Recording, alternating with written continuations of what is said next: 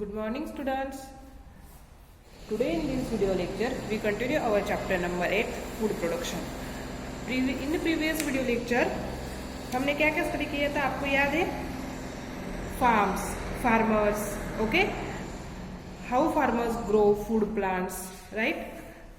कौन से स्टेप्स है, क्या क्या कैसे step one by one steps हम करते हैं फार्मिंग करने के लिए, राइट? ये हमने स्टडी किया था.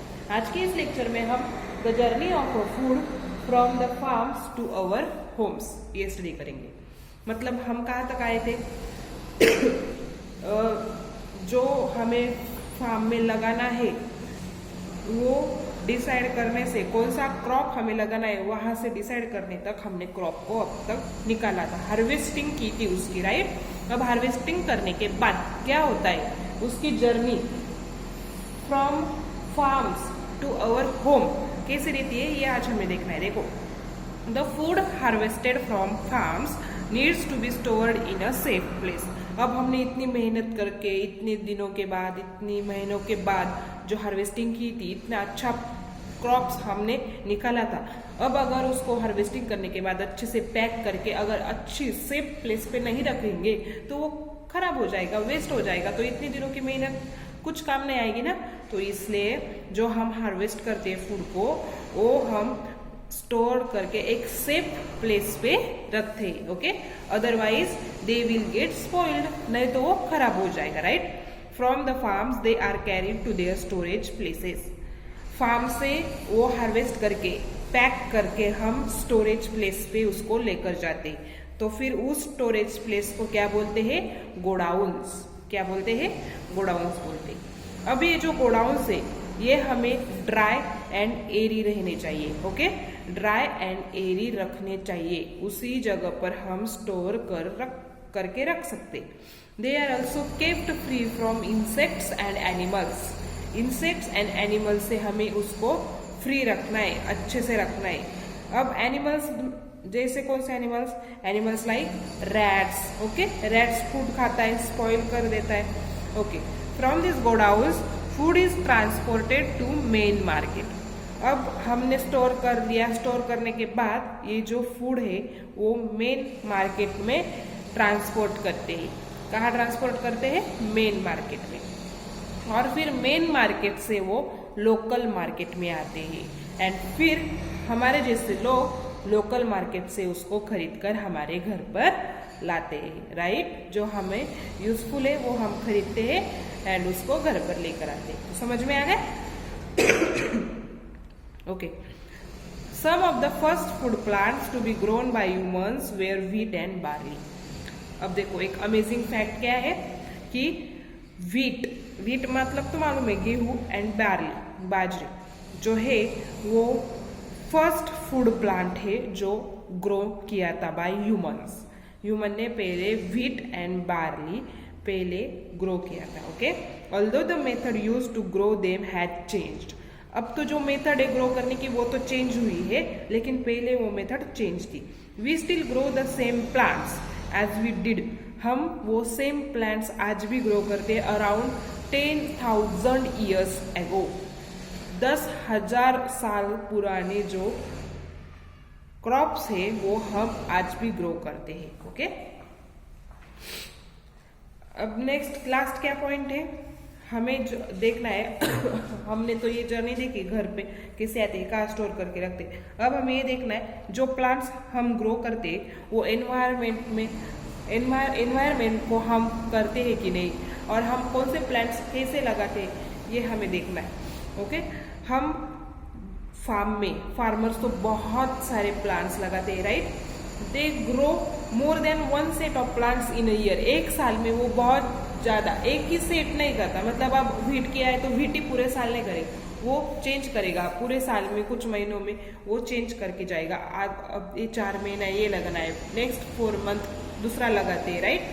They will repeat this practice year after year, okay?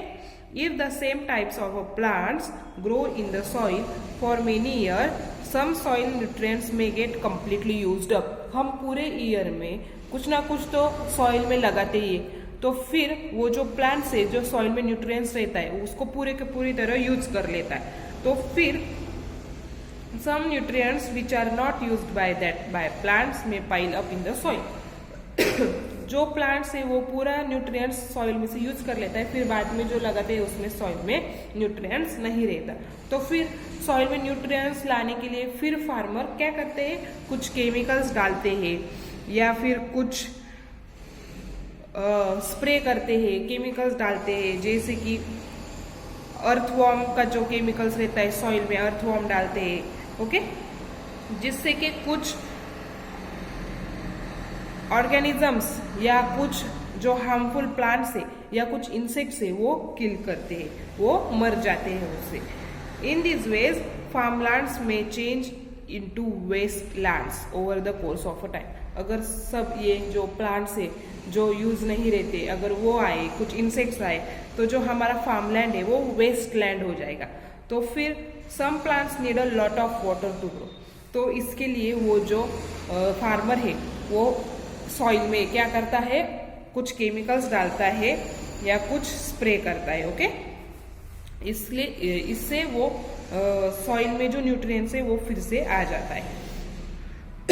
अब नेक्स्ट क्या है, कुछ ऐसे प्लांट्स है उनको बहुत ज्यादा पानी की जरूरत होती है। So growing such a plants in a huge numbers may lead to water shortage in that area. जिस प्लांट्स को पानी की ज्यादा जरूरत है, जहाँ पे पानी कुछ भी नहीं है जिस एरिया में, वहां पर उस प्लांट्स को नहीं लगा सकते। So it is important to grow without harming the environment. तो हम ऐसी जगह पर ऐसे प्लांट्स लगाएंगे जहाँ पर एनवायरमेंट को कुछ हार्म नहीं हो सकता, जहाँ पे वाटर वेस्टेज नहीं जाएगा। अगर कुछ एरिया में वाटर की कमी है तो उस जगह पे हम वो प्लांट नहीं लगा सकते। तो ऐसे कौन से पॉइंट्स है जिससे हम एनवायरमेंट को हार्म नहीं करेंगे? ऐसे 3 पॉइंट्स है। जैसे first, some farmers do not use chemicals on their farms. कुछ ऐसे फार्मर्स है वो केमिकल्स यूज ही नहीं करते उनके फॉर्म में। They use plants and animal made materials to increase plant growth and reduce the harmful insects. वो केमिकल्स यूज नहीं करते, वो क्या यूज करते हैं? Plants and animal made materials, जैसे कि कौन से रहते हैं, काउ डंग रहता है, ओके, उससे भी हार्मफुल इंसेक्ट्स रिड्यूस होते। फॉर एग्जाम्पल दे यूज, मैंने जैसे बताया, animal waste like cow dung, ash and plant waste like fallen leaves. जो पेड़ के पत्ते नीचे गिरते हैं वो तो वेस्टेज है, तो फिर उसको कलेक्ट करके उसमें कुछ न्यूट्रिएंट्स ऐड करके उसका जो तैयार होता है, जो खत बोलते हैं उसको, वो भी डालते हैं। They use manure made of all these things. Farmers spray juice of the leaves, वो लीव्स के जूस करके वो भी स्प्रे करता है। फिर कौन से लीव्स रहते हैं? वो नीम के पत्ते रहते, नीम के पेड़ के पत्ते रहते हैं, जिससे इंसेक्ट किल हो जाते हैं, ओके। सेकंड क्या है? Another practice is to grow different plants in same field one after the another. अब देखो, हमने अब व्हीट लगाया फार्म में, राइट? 4 महीने मतलब कितने दिन लगते हैं, वो निकल जाएगा। फिर बाद में फिर व्हीट लगाएंगे, फिर व्हीट लगाएंगे, साल में 3-4 बार व्हीट लगाएंगे, ऐसे तो नहीं हो सकता। फिर वो सॉइल में जो न्यूट्रिएंट्स है वो अच्छी से तरह से नहीं मिलता है प्लांट्स को। इसलिए हमें क्या करना पड़ता है, एक प्लांट्स मतलब एक जो सेट है वो निकालने के बाद हमें चेंज करना पड़ता है, one after the another. Same plant हम नहीं लगा सकते। फॉर एग्जाम्पल हमने अब राइस लगाया है, राइस फील्ड में हमने राइस लगाया, राइस हार्वेस्ट हो जाने के बाद हम वहाँ पे कुछ वेजिटेबल्स लगाएंगे, जैसे कि cucumber, pumpkin and so on, okay. इससे क्या होता है? This helps to keep the nutrients in the soil at a proper level. Soil में जो न्यूट्रिएंट्स है वो प्रॉपर लेवल पे रह जाएगा, okay. Last and third point क्या है? In areas where there is a less water, choosing plants that need less water will be helpful. मैंने पहले बताया, जिस एरिया में पानी, वाटर की कमी है, उस एरिया में ऐसे प्लांट्स लगाओ जिस प्लांट्स को ज्यादा पानी की जरूरत नहीं होती। अगर राइस लगाया, राइस को तो बहुत ज्यादा पानी चाहिए होता है, तो फिर वहां पे तो आएगी ही नहीं एंड पानी की बचत तो नहीं होगी, फिर एनवायरमेंट को हार्म हो सकता है, राइट? तो आप लेस वाटर के एरिया में ऐसा प्लांट डिसाइड करो कि जिसमें पानी की जरूरत कम होती है। ओके, तो ये थे 3 पॉइंट्स। तो ये जो चैप्टर है हमारा यहाँ पे एंड हो गया है, chapter number 8 food production. In next lecture we start our chapter number 9 forest as a shelter. Okay, bye.